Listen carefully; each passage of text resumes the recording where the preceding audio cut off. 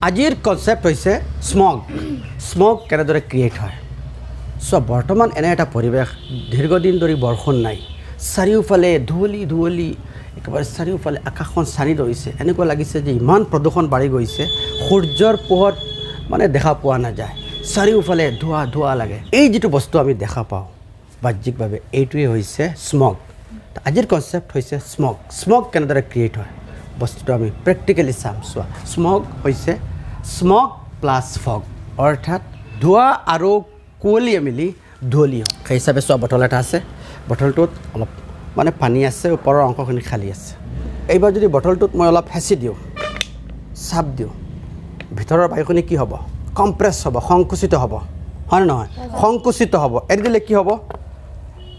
ভিতৰৰ বায়ুখিনি এক্সপাণ্ড হ'ব কিবা চেঞ্জিং দেখা পাইছা নেকি তোমালোকে একো চেঞ্জিং ইয়াত দেখা নোপোৱা কাৰণ বটলটোৰ ভিতৰত কোনো ধৰণৰ পলিউশ্যন নাই আছে নেকি নাই এইবাৰ আমি বটলটোৰ ভিতৰত মানে প্ৰদূষণ ক্ৰিয়েট কৰিম পলিউশ্যন ক্ৰিয়েট কৰিম চাই যোৱা সেই হিচাপে মোৰ হাতত মাচাছ আছে মাচাছ মাৰি বটলটোৰ ভিতৰত আমি কিছু পলিউটেণ্ট মানে প্ৰদূষক কি কৰিম ক্ৰিয়েট কৰিম প্ৰদূষক কি কোৱাচোন যেনে কাৰ্বন ডাই অক্সাইড কাৰ্বন মনঅক্সাইড ছালফাৰ ডাই অক্সাইড আৰু নাইট্ৰজেন ডাই অক্সাইড এইবোৰ হৈছে কি প্ৰদূষক বা পলিউটেণ্ট এইবোৰ ক'ৰ পৰা সৃষ্টি হয় মটৰ গাড়ী আৰু যান বাহনৰ ধোঁৱাৰ পৰা বিভিন্ন ধৰণৰ কল কাৰখানাৰ পৰা ওলোৱা ধোঁৱাৰ পৰা এইবাৰ আমি বটলটোৰ ভিতৰত কি কৰিলোঁ কিছু পলিউটেণ্ট ক্ৰিয়েট কৰিলোঁ এইবাৰ কি কৰিলোঁ বটলটো মই কম্প্ৰেছ কৰিলোঁ কিবা চেঞ্জিং দেখা পাইছানে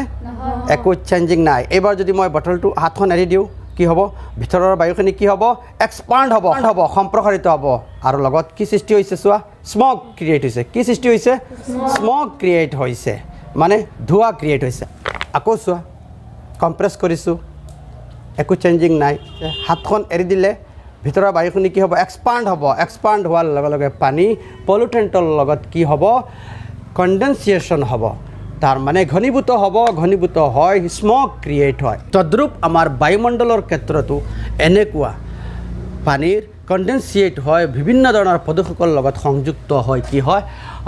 ধোঁৱাৰ সৃষ্টি হয় ধুঁৱলি বা স্মগ ক্ৰিয়েট হয় এতিয়া এটা প্ৰশ্ন আহিব পাৰে স্মগ যিটো কেৱল শীতকালি কিয় দেখা যায়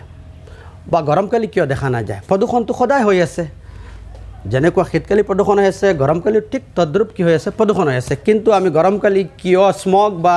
এই ধুঁৱলিটো দেখা নাপাওঁ কাৰণ শীতকালি পানীৰ টেম্পাৰেচাৰটো বহুত কম হয় বহুত কমি যায় ফলস্বৰূপে পানী সহজে কি হয় কণ্ডেনচিয়েট হয় ঘনীভূত হয় আৰু ঘনীভূত হয় কি কৰে বিভিন্ন ধৰণৰ পলিউটেণ্টৰ লগত যুক্ত হয় ধোঁৱাৰ সৃষ্টি হয় স্মগ হয় আৰু পলিউটেণ্টখিনি সেই ধোঁৱাৰ তলত এনেকুৱা লাগি ধৰে আৰু আমি চাৰিওফালে ধুঁৱলি বা স্মগ দেখা পাওঁ কনচেপ্ট ক্লিয়াৰ হৈছেনে Yes, sir. Okay very good Thank you, sir.